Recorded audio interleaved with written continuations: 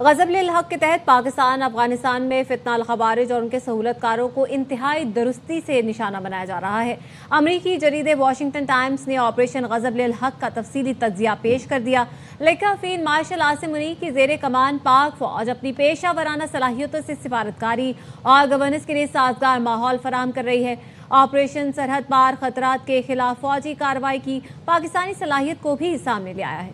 Operation technical कामयाबियों के साथ civilian आबादी के कम से कम नुकसान को यकीनी बना रहा है। फौजी कार्रवाइयों में 180 दहशतगर्द पनाहगाहें और 30 से ज़ायद इज्तिमागाहें तबाह की जा चुकी हैं। अमरीकी जरीदे ने यह भी लिखा कि पाकिस्तान गैर कानूनी बॉर्डर क्रॉसिंग पर काबू पा रहा है।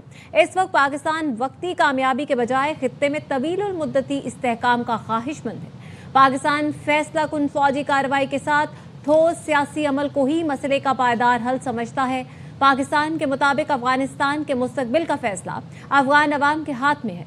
पाकिस्तान किसी रिजीम चेंज का इरादा नहीं रखता।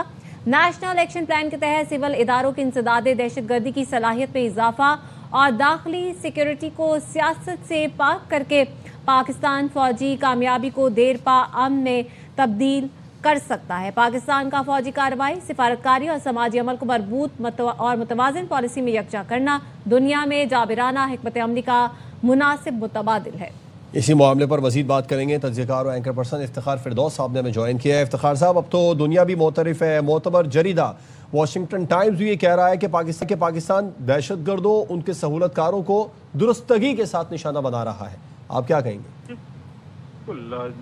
पाकिस्तान तो हमेशा से ही कहता आ रहा था कि पाकिस्तान के जो ऑपरेशन है अफगानिस्तान के अंदर, जो हम काउंटर टेररिज्म जो है वो टीटीपी और जो बाकी जो ग्रुप्स हैं फितना अल ख़वारिज के, उनके खिलाफ अफगानिस्तान में लेकर गए हैं, वो प्रिसीजन स्ट्राइक्स हैं। उसके अंदर जो सिविलियन कैजुअलिटीज का और बाकी सारी चीज़ों का वावेला जो मचाया गया था, वो सब का सब जो है वो झूठ जो है वो साबित हुआ है।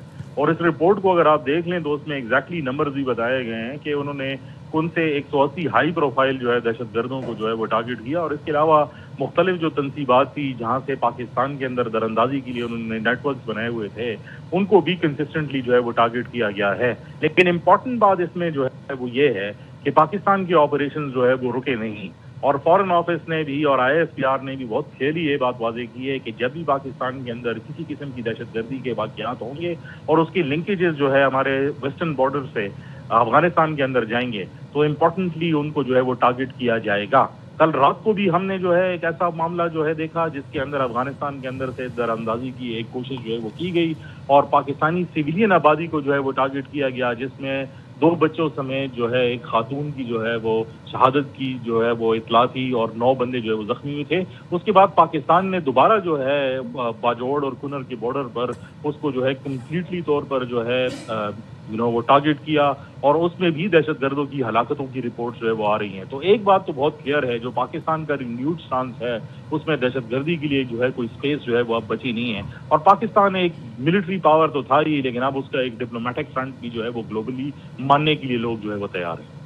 अच्छा इफ्तिखार साहब, एक तरफ तो इस जरीदे ने यह तारीफ़ की है कि फील्ड मार्शल सिफारतकारी के ज़रिए ख़ित्ते में अमन की कोशिश करें, दूसरी जानिब इसको भी क्लियर किया तो प्रोपेगेंडा किया जा रहा था कि पाकिस्तान की जो फौजी सलाहियतें हैं वो भी खुलकर सामने आई हैं। सिविल आबादी को कम से कम निशाना बना रहा है, सिर्फ दहशतगर्दों और उनकी कमीन गाहों को ही पाकिस्तान टारगेट कर रहा है। देखिए, ये तो बहुत इंपॉर्टेंट आंसर है और हमने देखा कि कुछ नाम निहाद NGO जो थी वो प्रोपेगेंडा कर रही थी पाकिस्तान के खिलाफ जब हमने प्रिसीजन स्ट्राइक्स किए और उन जगह को जो है वो टारगेट की जो नॉन जगहें थी जहां से ड्रोन फैसिलिटीज थी।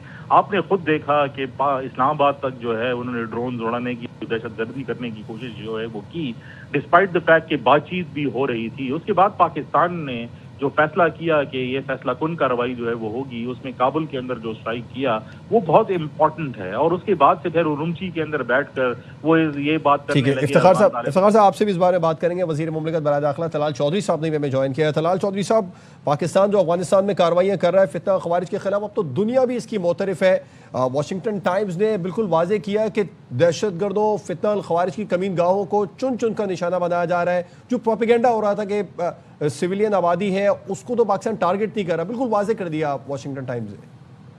देखिए, सबसे पहली बात तो ये है कि जितना भी प्रोपेगेंडा जो है वो प्रॉक्सीज के जिनकी प्रॉक्सीज के जो मालिक हैं, जो प्रॉक्सीज चला रहे हैं, जिसमें हमारी एक साइड पर इंडिया है और दूसरी साइड पर उन प्रॉक्सीज की जो हाइड आउट ट्रेनिंग और सब कुछ वो अफगानिस्तान है। वही लोग जो थे वो एक प्रोपेगेंडा और एक इंसानी हकूक का मामला और सिविलियंस का मामला को आगे लेकर अपने आप को छुपाना चाहते थे। और ये इनकी बहुत सारे दहशतगर्द जो हैं वो सिविलियन आबादियों में इसीलिए जानबूझ के छुपते भी रहे हैं कि किसी तरह ये वाला इशू है। लेकिन हमारी जो सिक्योरिटी फोर्सेस हैं उन्होंने इंतहाई महारत से वो जो प्रोफेशनल जिस तरह आर्मीज करती हैं, सिक्योरिटी फोर्सेस करती हैं, उन्होंने बेहतरीन अंदाज से इनको सिविलियन से अलहदा करके स्ट्राइक किया है। और ये ना सिर्फ इस प्रोपेगेंडा का इसमें खात्मा होगा और ये एक मोहर लगी है हमारे मौक़िफ़ पर और दोबारा से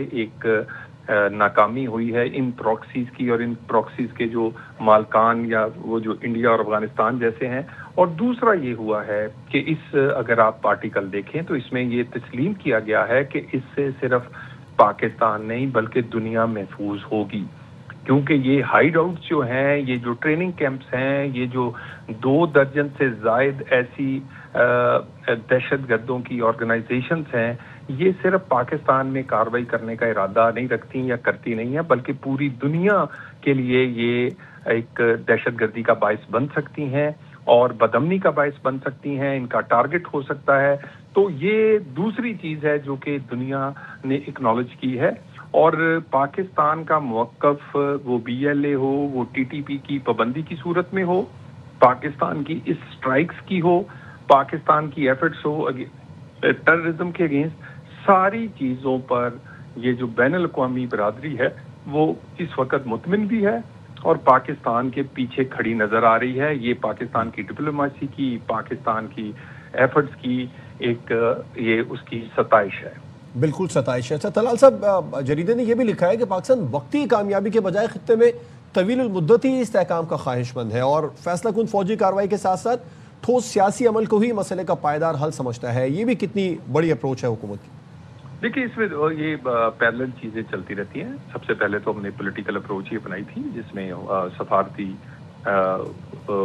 कोशिश की गई, फिर इस तरह ही आर्मी टू आर्मी वो उनका बहुत सारी कोशिश की गई, फिर हमारी सिविलियन क़यादत तो सारी पॉलिटिकल जो ऑप्शंस थी वो एग्जॉस्ट हुई। अभी भी वो साथ साथ बिल्कुल चल रही हैं और चलनी चाहिए। लेकिन हमारा मौक़िफ़ ये है कि बातचीत बराए बातचीत नहीं होनी चाहिए, बातचीत बजाय किसी रिजल्ट या किसी कंक्रीट रिजल्ट्स पर तक होनी चाहिए। तो बातचीत बिल्कुल हाँ, जब इनको समझ आ जाएगी, जब इनकी अकल ठिकाने आ रही है, जब आ जाएगी, जब ये समझेंगे कि इन्होंने जो बात करनी है, जो वादा करना है, जो एग्रीमेंट करना है उसको पूरा करना है, तो बिल्कुल इनसे ये सारी चीज़ें होंगी और ये साइड बाय साइड चलती भी रहती है।